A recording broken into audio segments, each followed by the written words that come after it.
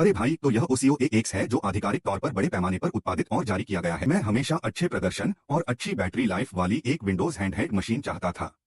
इस OCO A1 के आने तक मैंने वास्तव में इसका उपयोग किया था। यह वर्तमान में हैंडहेल्ड मशीनों में सबसे शक्तिशाली HX 370 प्रोसेसर से लैस है और एक शक्तिशाली 890N ग्राफिक्स कार्ड रखता है। खास बात यह है कि इसकी बैटरी क्षमता 18,880 mAh है, जो कि 72.7 Wh है। संक्षेप में, यह निस्संदेह प्रदर्शन और बैटरी जीवन के मामले में वर्तमान में उपलब्ध सबसे शक्तिशाली हैंडहेल्ड मशीन है, क्योंकि विभिन्न ब्रांडों के हैंडहेल्ड कंसोल वर्तमान में बिक्री पर हैं। सबसे बड़ी बैटरी 80 वॉट घंटे की है, लेकिन चाहे वह ZE हो या 258B, प्रदर्शन वास्तव में HX 370 जितना शक्तिशाली नहीं है। तो यह OCO A1 स्वाभाविक रूप से बहुत प्रतिस्पर्धी है और इस मशीन में अभी भी 8 इंच की देशी क्षैतिज स्क्रीन है। जो मैंने खरीदा वह 32 GB मेमोरी और 1 TB स्टोरेज वाला संस्करण है। बुआई और पूरक के बाद कीमत 6,544 है। तो इसकी समग्र गुणवत्ता क्या है?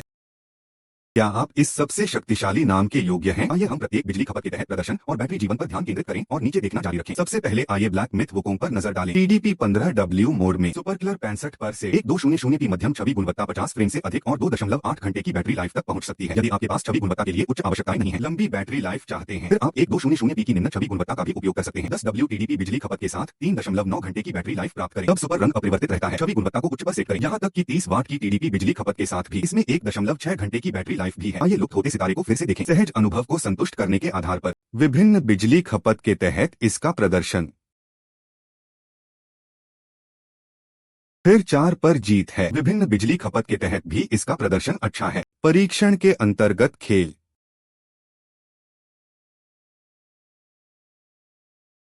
वे मूल रूप से इस समय सबसे लोकप्रिय प्रकार हैं। क्या आपके पास हैंडहेल्ड डिवाइस पर ऐसी तस्वीर गुणवत्ता और बैटरी जीवन हो सकता है? यह पहले से ही बहुत बढ़िया है। तो आइए विषम परिस्थितियों में इसकी बैटरी लाइफ पर एक नजर डालें। लेकिन मैं आमतौर पर छोटे खेल अधिक खेलता हूं, जैसे गेम्स ऑफ फ्यूरी। इसका उपयोग 4W TDP बिजली खपत के तहत किया जा सकता है। 6.8 घंटे की अल्ट्रालॉन बैटरी लाइफ पाएं। मृत कोशिकाओं से बदलें। यह 4W की TDP बिजली खपत भी है। यह न केवल 100 से अधिक फ्रेम तक पहुंच सकता है और बैटरी लाइफ 7 घंटे तक पहुंच गई है। हेड्स 2 देखें, जो बार बार लोकप्रिय हुआ। 4 वाट DDP आधिकारिक खाते के तहत इसकी बैटरी लाइफ भी 7 घंटे से ज्यादा है। ऐसे रोमांस प्लॉट गेम भी हैं जिन्हें कई दोस्त विशेष रूप से खेलना पसंद करते हैं। तो इस तरह का खेल आप इसे 3 वाट DDP आधिकारिक खाते के तहत उपयोग कर सकते हैं। 7 घंटे से अधिक की बैटरी लाइफ प्राप्त करें। स्पष्ट, चाहे वह मानक 3A मास्टरपीस हो। ये कुछ मजेदार छोटे गेम हैं जो हार्डवेयर पर कोई असर नहीं डालते हैं। वर्तमान में इसे चरम प्रदर्शन और बैटरी जीवन का एक सुपर व्यापक संयोजन माना जा सकता है। और कुछ पुरानी कृतियां, यहाँ तक कि केवल 8 वॉट की आवश्यकता होती है। आपके पास बहुत उच्च फ्रेम दर प्रदर्शन हो सकता है और बैटरी लाइफ 4 घंटे से ज्यादा है। बहुत से लोग गर्मी अपव्यय और हवा के शोर के मुद्दों के बारे में अधिक चिंतित हो सकते हैं। यहाँ मैंने बहुआयामी परीक्षण भी किया। हर किसी के संदर्भ के लिए सुविधाजनक। यहाँ मैं TDP बिजली की खपत को सीधे 30 वाट तक बढ़ा देता हूँ। 1 घंटे तक गेम चलने के बाद घर के सामने स्क्रीन के दाईं ओर उच्चतम तापमान 45 डिग्री है। वायु प्रवेश के ऊपरी बाईं ओर पीठ पर तापमान 44 डिग्री है। इस समय हवा का अधिकतम शोर केवल 40 डेसिबल से थोड़ा अधिक था। सामान्य गेम के दौरान सहज कवरेज प्राप्त करने के लिए बस थोड़ी सी ध्वनि डालें। हालांकि कुल मिलाकर गर्मी अपव्यय और हवा का शोर बहुत अच्छा नहीं है, लेकिन इसे HX 370 मॉडलों के बीच एक उत्कृष्ट प्रदर्शन माना जाता है, भले ही उसका प्रदर्शन दमदार हो। बैटरी लाइफ बहुत अच्छी है, यहाँ तक कि गर्मी अपव्यय और हवा के शोर को भी बहुत अच्छी तरह से नियंत्रित किया जाता है। इस कमी को ढूंढना सचमुच कठिन है। इस 8 इंच की देशी क्षैतिज स्क्रीन को फिर से देखें। इसका रेजोल्यूशन 1900x1200 है और VR48 120 hertz variable refresh rate को सपोर्ट करता है। Global DC dimming screen flickering के बारे में चिंता करने की आवश्यकता को भी समाप्त कर देती है। परीक्षण किया गया। स्क्रीन की अधिकतम ब्राइटनेस 512 लीटर्स है। 50% सेटिंग पर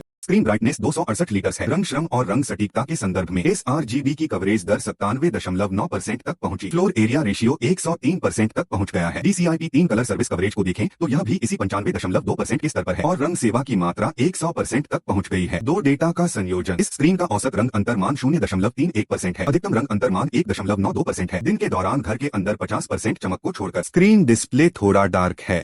संक्षेप में, इस स्क्रीन की क्वालिटी काफी अच्छी है। दिखावट, समग्र डिजाइन भाषा अभी भी पिछली पीढ़ी के लहजे को अपनाती है। अधिक आकर्षक प्रकार का है। एर्गोनोमिक ग्रिप डिजाइन, जबकि आपके हाथ की हथेली में फिट बैठता है। प्रत्येक बटन की ट्रिगरिंग भी अपेक्षाकृत सटीक और सुचारू है। हालांकि धड़ का वजन 746 ग्राम है, लेकिन बेहतर संरचनात्मक डिजाइन के कारण यह वास्तव में आपके हाथ में भारी नहीं है। कुल मिलाकर सीट के बाहर ओके के समर्थन के 1 वर्ष से अधिक समय के बाद बदलाव का काम हुआ, चाहे वह परफॉर्मेंस हो या बैटरी लाइफ, यहाँ तक कि वह स्क्रीन भी जिसकी कभी आलोचना हुई थी। सभी ने संतोषजनक उत्तर दिए। पिछली पीढ़ी की तुलना में उपस्थिति में कोई स्पष्ट परिवर्तन नहीं है। दृश्य प्रभाव भी कमजोर है, लेकिन वह इसे रोक नहीं सकता। वर्तमान में विंडोज हैंडहेल्ड मशीन खरीदने लायक सबसे मूल्यवान मशीन बनी और एक PC हैंडहेल्ड मशीन के रूप में इसमें काफी गेम प्ले भी है। स्टीम जैसे प्लेटफॉर्म पर गेम खेलने के लिए इसका उपयोग करने के अलावा आप इसका उपयोग क्रॉस प्लेटफॉर्म गेम खेलने के लिए विभिन्न एमुलेटर स्थापित करने के लिए भी कर सकते हैं। यहाँ तक कि CSGO खेलने के लिए तलवार कौशल भी जोड़े। यदि आप एक शक्तिशाली प्रदर्शन मशीन चाहते हैं, उसी समय आपको एक शक्तिशाली PC हैंडहेल्ड कंसोल की आवश्यकता होती है, तब OG AX निश्चित रूप से इस समय सबसे अच्छा विकल्प होगा। मुद्दा यह है कि कीमत प्रदर्शन अनुपात बहुत अधिक है।